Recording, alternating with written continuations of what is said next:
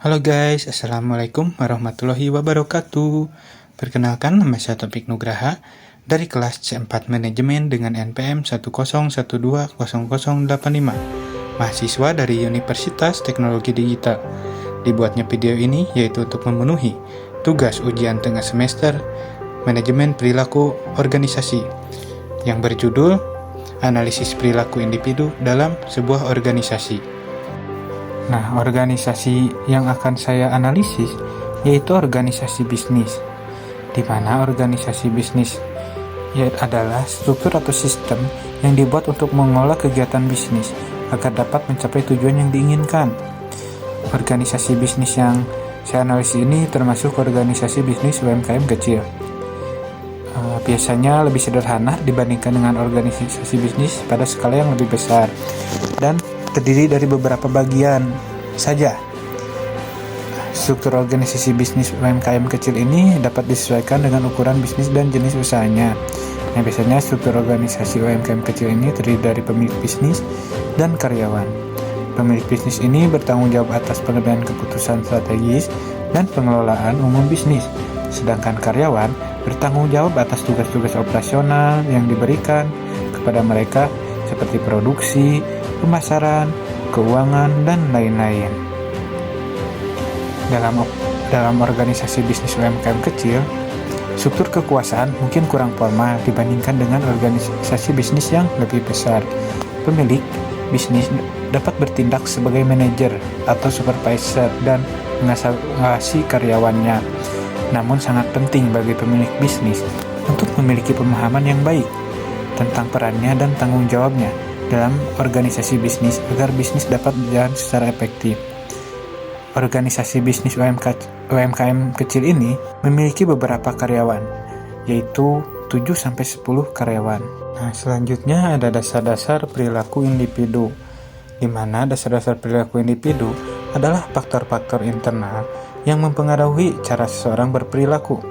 Beberapa faktor yang mempengaruhi perilaku individu meliputi nilai dan sikap, kepribadian, dan emosi, serta persepsi dan pengambilan keputusan. Selanjutnya ada nilai dan sikap. Nilai adalah keyakinan dasar yang dimiliki seseorang tentang apa yang benar dan salah, baik dan buruk, serta penting dan tidak penting dalam hidup.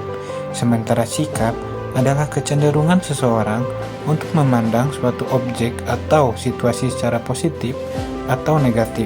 Nilai dan sikap mempengaruhi perilaku individu karena mereka mempengaruhi persepsi dan interpretasi seseorang terhadap dunia di sekitarnya. Jika seseorang memiliki nilai dan sikap yang positif terhadap suatu objek atau situasi, maka kemungkinan besar ia akan berperilaku dengan cara yang positif terhadap objek dan situasi tersebut. Selanjutnya ada kepribadian dan emosi. Kepribadian adalah cara unik seseorang untuk berpikir, merasakan, dan bertindak. Sementara itu emosi adalah respons emosional yang muncul sebagai reaksi terhadap suatu situasi atau rangsangan. Kepribadian dan emosi juga mempengaruhi perilaku individu. Orang dengan kepribadian yang terbuka dan ekstrovert cenderung lebih suka berinteraksi dengan orang lain, sementara orang dengan kepribadian yang tertutup cenderung lebih suka bekerja sendiri. Emosi juga mempengaruhi perilaku individu, karena seseorang yang merasa cemas atau marah mungkin akan bertindak dengan cara yang berbeda daripada seseorang yang merasa bahagia atau tenang. Dan yang terakhir adalah persepsi dan pengambilan keputusan. Persepsi adalah cara seseorang memahami dan menafsirkan informasi yang diterima dari dunia di sekitarnya. Sementara itu, pengambilan keputusan adalah proses memilih tindakan yang dianggap paling tepat dalam situasi tertentu. Persepsi dan pengambilan keputusan juga mempengaruhi perilaku individu. Jika seseorang memiliki persepsi yang akurat tentang situasi tertentu, maka kemungkinan besar ia akan membuat keputusan yang tepat. Namun jika seseorang memiliki persepsi yang salah tentang situasi tertentu, maka keputusan yang diambilnya mungkin tidak tepat. Selanjutnya saya akan menganalisis sikap individu di organisasi bisnis yang saya analisis. Yang pertama ada Bapak Pidi Beliau adalah sebagai pemegang saham atau pemimpin dalam organisasi bisnis ini. Memiliki kepribadian yang tegas, perhatian, dan pengertian terhadap karyawannya. Akan tetapi, di sisi lain, beliau sering memandang suatu objek secara negatif, yang dimana membuat tingkat emosinya kadang tidak stabil dan berimbas kepada karyawannya. Beliau juga memiliki persepsi yang akurat terhadap situasi lapangan baik atau buruknya penjualan di event yang ia pilih. Tapi persepsi itu tidak selamanya akurat. Terkadang suka melenceng dari apa yang diharapkan dan dibayangkan. Yang kedua ada Mas Tri. Mas Tri ini adalah karyawan pertama dan terlama di organisasi bisnis ini. Kurang lebih beliau sudah bekerja sama dengan Bapak Pidi sekitar 5 tahun. Sebagai karyawan kepercayaan, Mas Tri ini memiliki kepribadian yang ramah, jujur, dapat dipercaya, dan orang yang detail terhadap apapun. Mas Tri termasuk orang yang tingkat bersosialisasinya tinggi, sehingga banyak orang yang mengenalnya. Dia memiliki sikap yang baik dan mampu bertanggung jawab atas pekerjaan yang diberikan kepadanya. Dia termasuk karyawan yang dapat menenangkan karyawan lainnya ketika terdapat kesalahan yang terjadi. Yang ketiga ada Mas John. Mas John ini termasuk karyawan senior juga, akan tetapi di bawahnya Mas Tri. Mas John ini awalnya sebagai supir untuk membantu membawa barang-barang untuk event bazar luar kota. Lama-kelamaan, Pak Pidi mempercayainya untuk menjadi karyawannya. Dia memiliki kepribadian yang hampir sama dengan Mas Tri, akan tetapi untuk kejujuran terkadang masih kurang, kejujuran terhadap atasannya. Dia mampu bersosialisasi dengan baik. Dia termasuk orang yang gak enakan kepada atasannya ketika atasannya menyuruh atau memberikan sesuatu kepadanya. Selanjutnya ada Hengki.